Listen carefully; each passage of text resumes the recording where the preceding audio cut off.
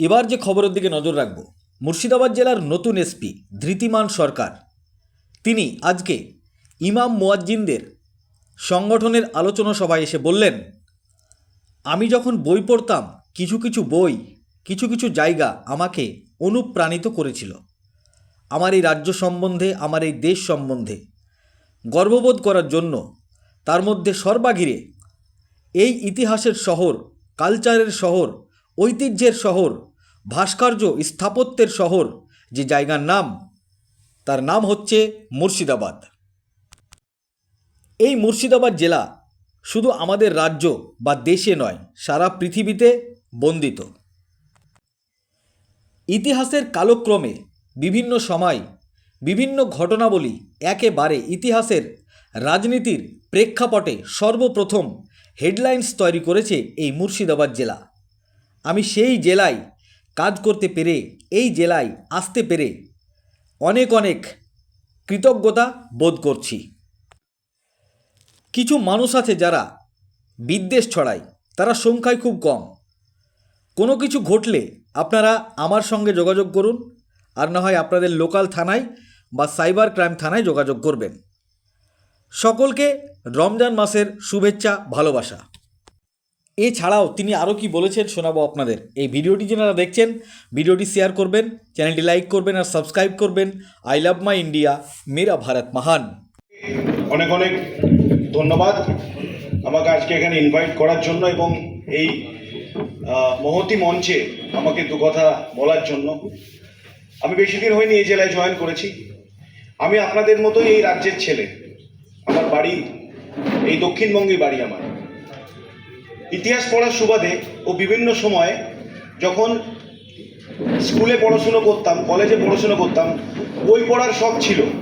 শুধু ক্লাসের বই নয়, আমি অনেক ইয়াং ছেলেদেরকে দেখতে পাচ্ছি যারা এখানে এসছেন, বয়স্ক মানুষও আছেন, অনেকে পড়ার শখ রাখেন।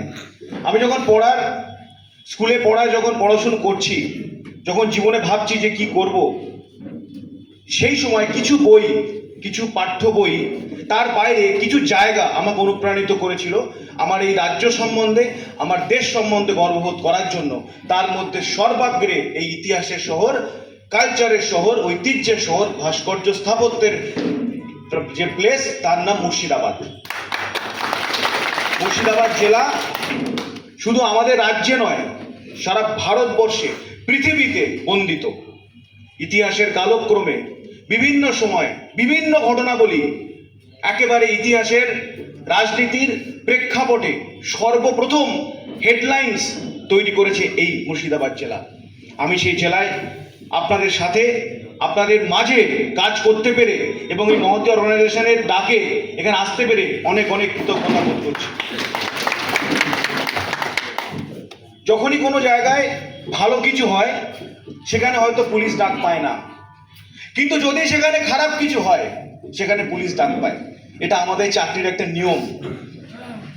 যখন সবাই ওখান থেকে পালিয়ে যায়, গুলি চলছে, বোম পড়ছে, মারপিট হচ্ছে, তখন সব বাড়ি চলে যায়, আমরা সেখানে পৌঁছাই।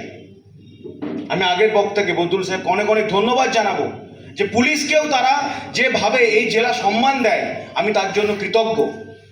কিছু সোশ্যাল মিডিয়াতে দেখবেন কিছু মানুষ কিছু বক্তব্য রাখে, কিছু বলার চেষ্টা করে, সমাজকে বিভক্ত করার চেষ্টা করে, কিন্তু মনে রাখবেন বিদ্রোহী কবি নজরুল ইসলাম কি বলে গেছেন, আমি গাই সাম্যের গান, মানুষের উপরে কিছু নাই, মানব ধর্ম মানুষ। ওনার যে কবিতা ছিল, সেই বিখ্যাত কবিতায় উনি বলেছেন সব থেকে বড় ধর্ম হচ্ছে মানব ধর্ম।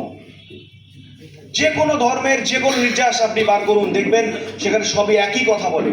এবং এই জেলা সমগ্র রাজ্য তথা ভারতবর্ষের রাজনীতির পীঠস্থান। আমাদের এই জেলা মুসলিম অধ্যুষিত, সংখ্যালঘু অধ্যুষিত জেলা, প্রান্তবর্তী জেলা, সীমান্তবর্তী জেলা, ইন্টারন্যাশনাল বর্ডার আছে। ইন্টারন্যাশনাল বর্ডার আছে, শুধু আপনাদের ইচ্ছে বর্ডার হয়নি, বর্ডার হয়েছে রাজনীতির নিয়মে। ভারতবর্ষ যখন ভাগ হয়েছে, কিছু রাজ্য ভাগ হয়নি, কিছু রাজ্য ভাগ হয়েছে, ভাগ হয়ে দুটো দেশ তৈরি হয়েছে। তো তার যে ইতিহাস, তা তো আমরা চেঞ্জ করতে পারবো না, কিন্তু আমরা চেঞ্জ করতে কি পারবো, আমাদের বর্তমান কার্যক্রম এবং ভবিষ্যৎ। আমি এখানকার প্রত্যেকটা ইয়াং ছেলেদেরকে বলবো, ইয়াং মেয়েদেরকে বলবো যে তোমরা শিক্ষাতে ফোকাস করো। দেখুন আমাদের মধ্যে আজকে দুজন উপস্থিত আছেন, প্লিজ একবার তালি দিন ওদের জন্য প্লিজ। আমি জানি যারা পরিশ্রম করে পড়াশুনো করে একটা সমাজে প্রতিষ্ঠিত হয় তাদের সমাজে গুরুত্ব কতটা, সে শুধু তার নিজেরটাই দেখবেন। আমি আশা রাখবো আপনাদেরকে অনেক অনেক কংগ্রাচুলেশনস, এবং আমি আশা রাখবো নিজেরটাও দেখার সঙ্গে সঙ্গে সমাজের জন্য দেখবেন। যে চাকরি আপনারা জয়েন করছেন সেটা পরিবারের জন্য নয়, সেটা সমাজের জন্য। পরিবারের জন্য চাকরি হচ্ছে অনেক ছোট কাজ, মানে অনেক স্মল ডিউটি। ছোট কাজ মানে বলতে হচ্ছে অনেক স্মল ডিউটি, যে আমি ইনকাম করলাম, বাড়িতে আসলাম এবং বাড়িতে এসে আমি সেখানে আমার ফ্যামিলিকে টেক কেয়ার করলাম। কিন্তু যে কাজ আপনারা করেন, সমাজে যে ইমাম সাহেব আছেন, মুফতি সাহেব আছেন, মৌলভী সাহেবরা আছেন, মৌলানা সাহেবরা আছেন, আপনারা যে কাজটা করেন আমাদের কাজও কিন্তু অনেকটা সেই রকম, কিন্তু পোশাকটা আলাদা। মাথায় রাখবেন, আমরা সমাজে যারা শান্তি প্রতিষ্ঠা করি, সমাজের জন্য যারা থাকা উচিত, এবং সেই উদ্দেশ্য থেকেই আপনাদেরকে বলি যে সমাজে বিভিন্ন রকম মানুষ বিভিন্ন রকম মেন্টালিটি থাকে, তারা কিন্তু 1%, লেস দ্যান 1%। আজকে যদি মুর্শিদাবাদে 70 লাখ লোক হয়, আমি বলবো 70 জন মানে ভুলভাল কাজ করে না, তার নিচে। কিন্তু আজকাল সোশ্যাল মিডিয়ার যে দাপট হয়েছে, আমি আশা রাখবো আপনাদের কাছে, আপনাদের মধ্য দিয়ে, আমার মিডিয়া বন্ধু আছে তাদের মধ্য দিয়ে, আপনাদের সংগঠনের মধ্য দিয়ে যখন এরকম কিছু পাবেন সবসময় আমাকে যোগাযোগ করুন, লোকাল থানায় ইনফর্ম করুন, এবং আমাদের সাইবার যে পুলিশ স্টেশন আছে সেখানে যোগাযোগ করুন। ছোট্ট একটা হোয়াটসঅ্যাপে বা ইমেলে আপনাদের সমাজের যারা নেতৃত্বস্থানীয় তাদেরকে দিলে, বা গণ্যমান্য ব্যক্তি বা থানাতে দিলে আমরা কিন্তু আর বিহিত করব। আমি আশা রাখি আপনাদের সামনে পবিত্র রমজান মাস, সারা পৃথিবী জুড়ে এটা বন্দনা করা হয়, এবং সেই পবিত্র রমজান মাসে আপনারা খুব ভালোভাবে শান্তিপূর্ণভাবে সবাইকে সঙ্গে নিয়ে পরিবারের সঙ্গে আপনারা খুব ভালোভাবে আপনাদের ধর্ম পালন করুন। আপনারা খুব সুখে শান্তিতে কাটান এই পবিত্র রমজান মাসে। দোয়া করুন যে আমাদের রাজ্য, আমাদের জেলা যেন সবার থেকে সবার আগে থাকে, মুর্শিদাবাদের যে পুরনো গৌরব সেটা যেন আবার ফিরে পায়, সেই আশা আকাঙ্ক্ষা রেখে আপনাদের কাছে আরেকবার হাত জোড়ো করে প্রণাম করে বক্তব্য শেষ করছি।